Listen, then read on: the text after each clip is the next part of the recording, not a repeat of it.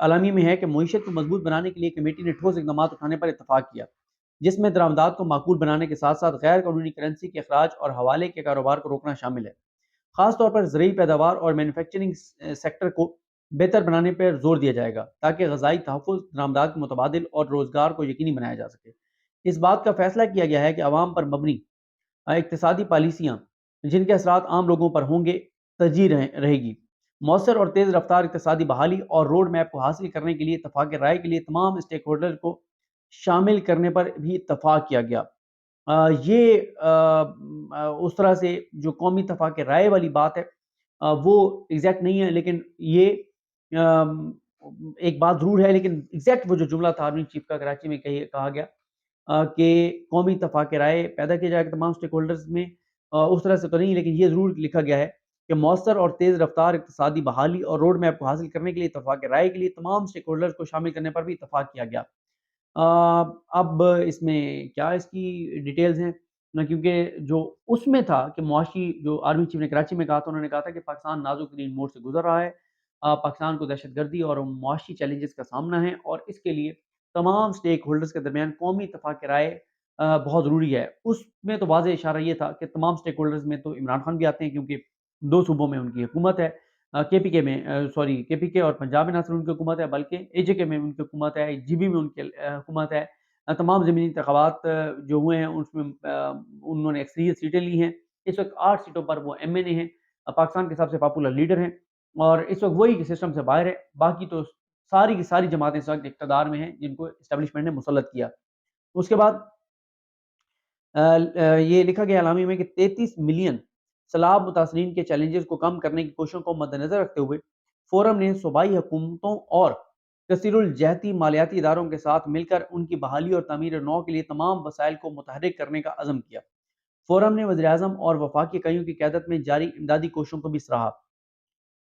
Committee کو یہ بھی امپورٹنٹ ہے کہ فورم نے وزیراعظم اور وفاقی اکائیوں کی قیادت میں جاری امدادی کوششوں کو سراہا۔ ماشاءاللہ بڑی شہباز شریف صاحب نے کارکردگی کی۔ یہ قومی سلامتی کمیٹی والے جو ہیں، جس میں یہ انٹیلیجنس کے چیفز ہیں، یہ آرمی چیف ہیں، یہ رپورٹ تو منگوا کے دیکھ لیں کہ سیلاب زدہ علاقوں میں کیا کیا شہباز شریف صاحب نے، کہیں پہ کیا خرچ کیا ہوا ہے، پیسہ آیا کہاں سے، کہاں گیا، وہ جو پیسہ آیا کتنا آیا، کہاں خرچ ہوا، جو سامان آیا وہ کہاں پہ تقسیم ہوا ہے، سندھ میں کہاں پہ تقسیم ہوا ہے۔ یہ فورم کو اپریشیٹ کرنے سے پہلے شہباز شریف کو ذرا وہاں سے زمینی حقائق بھی لے لینے چاہیے تھے۔ کمیٹی کو ملک کی سیکورٹی صورتحال سے بھی آگاہ کیا گیا، جس میں خاص طور پر کے پی کے اور بلوچستان میں حالیہ دہشت گردی کے واقعات پر توجہ جو ہے وہ دی گئی۔ حالیہ اور وزیراعظم نے اس بات پر زور دیا کہ دہشت گردی کے خلاف جنگ کی قیادت وفاقی اور صوبائی حکومتیں نیشنل ایکشن پلان کے مطابق کریں گی، اور قومی داخلی سلامتی پالیسی کے مطابق عوام پر مرکوز سماجی اور اقتصادی ترقی کو ترجیح دی جائے گی، جبکہ مسلح افواج پرعزم ڈیٹرنس اور محفوظ اور سازگار ماحول فراہم کریں گی۔ صوبائی ایپکس کمیٹیوں کو بھرپور طریقے سے بحال کیا جائے گا۔ سی ٹی ڈیز کو مطلوبہ صلاحیتوں کے ساتھ جنگ کے مطلوبہ معیار تک لایا جائے گا۔ فورم نے یہ نتیجہ اخذ کیا ہے کہ کسی بھی ملک کو دہشت گردوں کو پناہ گاہیں اور سہولتیں فراہم کرنے کی اجازت نہیں دی جائے گی، اور پاکستان اس سلسلے میں اپنے لوگوں کے تحفظ کے لیے تمام حقوق محفوظ رکھتا ہے۔ یہاں پر میں بتا دوں کہ رانا سنولا صاحب نے رحمان آزاد صاحب کے پروگرام میں یہ کہا تھا کہ اگر افغان طالبان نے اپنی سرزمین کو دہشت گردوں کے استعمال سے نہ روکا، جو پاکستان میں کاروائیاں ہو رہی ہیں دہشت گردی کی، اگر افغانستان کی سرزمین استعمال ہوئی تو پاکستان ممکن ہے کہ افغانستان کی حدود میں جا کر اور کارروائی کرے اور دہشت گردوں کو مارے۔ اس پہ پھر بڑا ری ایکشن آیا افغانستان کا۔ وہ اسپیسیفک بات نہیں لکھی گئی، صرف یہ ہے کہ پاکستان جو ہے وہ حق محفوظ رکھتا ہے، یہ لکھا گیا ہے۔ نیشنل سیکورٹی کمیٹی نے پاکستان میں دہشت گردی کے لیے زیرو ٹالرنس کے اپنے عزم کا اعادہ کیا، اور تشدد کا سہارا لینے والے کسی بھی جو ہے وہ گروہ کے خلاف جو عزم ہے کارروائی کا، اس کو دہرایا، اس کا اعادہ کیا۔ ریاست اپنی پوری طاقت سے اس سے نمٹے گی۔ پاکستان کی سلامتی پر کوئی سمجھوتہ نہیں کیا جا سکتا، اور پاکستان کی سرزمین کے ایک انچ پر ریاست کی مکمل ریٹ برقرار رکھی جائے گی۔ یہ قومی سلامتی کمیٹی کا جو ہے وہ اعلامیہ ہے۔ اور جیسے میں نے آپ کو کہا کہ وہ جو رانا سنولا نے ایک اور بات کی رحمان آزاد صاحب کے پروگرام میں، انہوں نے یہ کہا کہ قومی سلامتی کمیٹی کے اجلاس میں اسحاق ڈار نے عمران خان کی ملک دشمنی کے ثبوت پیش کیے، یعنی ابھی تک بھی جب ملک میں $5 ارب کے ریزرو رہ گئے ہیں، جب 25 سے 30 دن کی ٹوٹل ہمارے پاس امپورٹس کے ڈالرز بچ گئے ہیں، جب ملک دیوالیے تقریباً دیوالیہ ہو چکا ہے، جب جو ہے وہ بالکل ایک ڈیفالٹ ہم تقریباً اس کے دہانے پر آ گئے ہیں، اس وقت بھی رانا ثناءاللہ کے مطابق قومی سلامتی کمیٹی کے اجلاس میں آرمی چیف اور D G I S I کے سامنے اور سروسز چیفز کے سامنے اسحاق ڈار عمران خان کی ملک دشمنی کے ثبوت پیش کر رہے تھے کہ عمران خان ملک دشمن ہے، عمران خان جو ڈیفالٹ کی باتیں کر رہا ہے وہ غلط کر رہا ہے، ملک ڈیفالٹ نہیں ہونے جا رہا، اور انہوں نے تو یہاں تک کہا تھا، وہ بھی اس اعلامیہ میں نہیں ہے، جو رانا ثناءاللہ نے کہا تھا کہ قومی سلامتی کمیٹی نے اسحاق ڈار کے جو ان کا روڈ میپ ہے اس پہ اطمینان کا اظہار کیا. اس پہ میں کوشش کرتا ہوں وہ الگ سے بھی 5 7 8 چیزیں نکال کے اور وہ کروں، اس کے اوپر الگ سے بھی ایک بات کریں شاید شہر اقتدار میں. لیکن یہ بہرحال اعلامیہ جو ہے اس میں ایک بات کیٹیگوریکل کہہ دی ہے کہ پاکستان کی آزادی، خود مختاری، پاکستان کی خود مختاری، پاکستان کا عزت، وقار، غیرت، پاکستان کی معاشی جو استحکام ہے اس سے جڑا ہوا ہے، اور معاشی طور پر جب آپ آزاد نہیں ہوں گے تو آپ ملک کی سلامتی اور یہ ساری چیزیں داؤ پر ہوں گی. تو اب اس میں دیکھنا یہ ہے کہ اسٹیبلشمنٹ جس کو یہ نظر آ رہا ہے، اور اب تو انہوں نے اپنی آنکھوں سے دیکھ لیا ہوگا، اسحاق ڈار نے جو بریفنگ دی ہوگی کانوں سے سن بھی لیا ہوگا، اور انٹیلیجنس رپورٹس ان کے سامنے کہ یہ سب جھوٹ، فراڈ، دغا تھا. اسحاق ڈار نے جو فوج کی سابقہ قیادت ہے، جو پچھلی اسٹیبلشمنٹ کے سیٹ اپ ہے، ان کو دھوکہ دیا، یا انہوں نے دھوکہ جان بوجھ کے لیا، اور انہوں نے اسحاق ڈار کو واپس لانے کے لیے مریم نواز کی جو خواہش تھی اس کو پورا کیا. بھتیجی نے انکل سے کہا کہ انکل اسحاق ڈار کو آنے دیں، اور انکل نے کہا کہ بیٹی ہماری بھتیجی منہ سے کوئی بات نکالے اور ہم پوری نہ کریں، ملک جو بھی قیمت ادا کرے گا کوئی مسئلہ نہیں ہے، ملک کا کوئی مسئلہ نہیں ہے، لیکن بھتیجی کو ناراض نہیں کرنا. اور بھتیجی کی بات مانتے ہوئے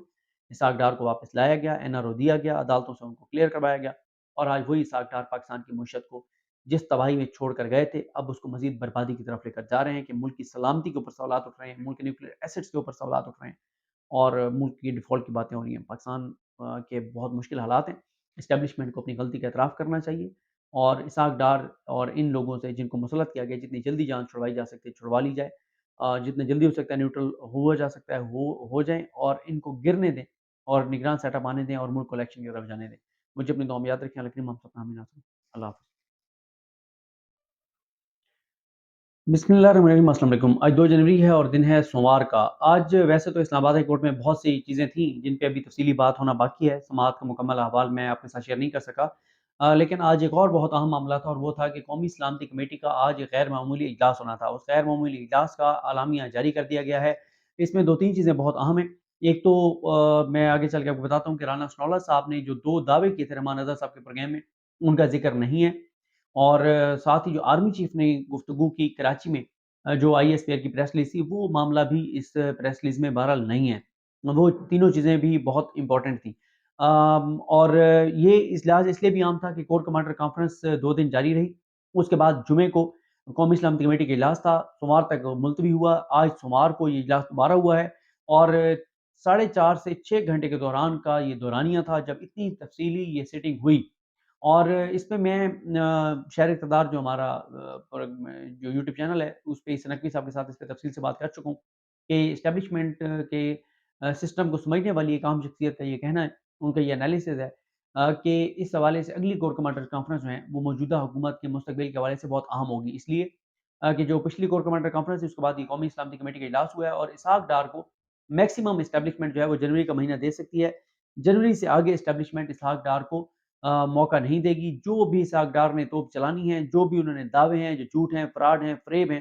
وہ اسٹیبلشمنٹ اب مزید ان کی یہ 2 نمبریاں برداشت نہیں کرے گی، اور اسٹیبلشمنٹ اب مزید اس حکومت کا بوجھ اپنے کندھوں پر نہیں لے گی. کیونکہ پہلے ہی عوام میں یہ جو پرسپشن، بلکہ فیکٹ میں یہی ہے کہ اسٹیبلشمنٹ اس حکومت کو لائی ہے، اسٹیبلشمنٹ کی حکومت ہے، عوام کی حکومت نہیں ہے. اسحاق ڈار کو جیسے این آر او دے کر اسٹیبلشمنٹ واپس لائی، جیسے عدالتوں پر دباؤ ڈال کر اور ان کے حق میں چیزیں کروائی گئیں، اس کے باوجود اسحاق ڈار جو ہے وہ ڈلیور نہیں کر سکے. اب میں آپ کو اعلامیہ بتاتا ہوں کہ اعلامیہ میں کیا ہے. اعلامیہ میں یہ کہا گیا، جو پریس ریلیز ہے یہ پرائم منسٹر آفس سے، کہ قومی سلامتی کمیٹی کا 40واں اجلاس آج وزیر اعظم پاکستان جناب شہباز شریف کی زیر صدارت اختتام پذیر ہوا. اجلاس میں وفاقی کابینہ کے متعلقہ ارکان، chairman joint chief of staff committee, تمام سروسز چیفز اور انٹیلیجنس سروسز کے سربراہان نے شرکت کی. فورم نے اس بات پر زور دیا کہ جامع قومی سلامتی معاشی سلامتی کے گرد کے جامع قومی سلامتی معاشی سلامتی کے گرد گھومتی ہے، اور خود مختاری اور معاشی آزادی کے بغیر خود مختاری یا وقار دباؤ میں آتا ہے. بہت اہم بات کہ پاکستان کی سلامتی اور جو پاکستان سلامتی وہ معاشی سلامتی کے گرد گھومتی ہے، خود مختاری اور معاشی آزادی کے بغیر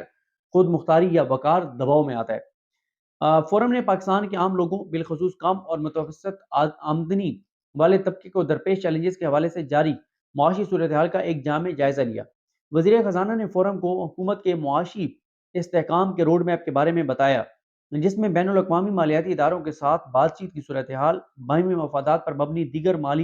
مالیاتی راستے تلاش کرنے کے ساتھ ساتھ عام لوگوں کے لیے ریلیف کے اقدامات شامل ہیں۔ یعنی اس میں انہوں نے بتایا کہ عام لوگوں کے لیے کیا کرنے جا رہے ہیں، کیا ان کو کوئی ریلیف دینے جا رہے ہیں، نہیں دینے جا رہے، آئی ایم ایف کے ساتھ بات چیت کہاں تک پہنچی ہے، اگر آئی ایم ایف کے ساتھ معاملات طے نہیں پاتے تو پھر کیا جو متبادل راستے ہیں وہ کیا ہوں گے۔ پھر اس کے بعد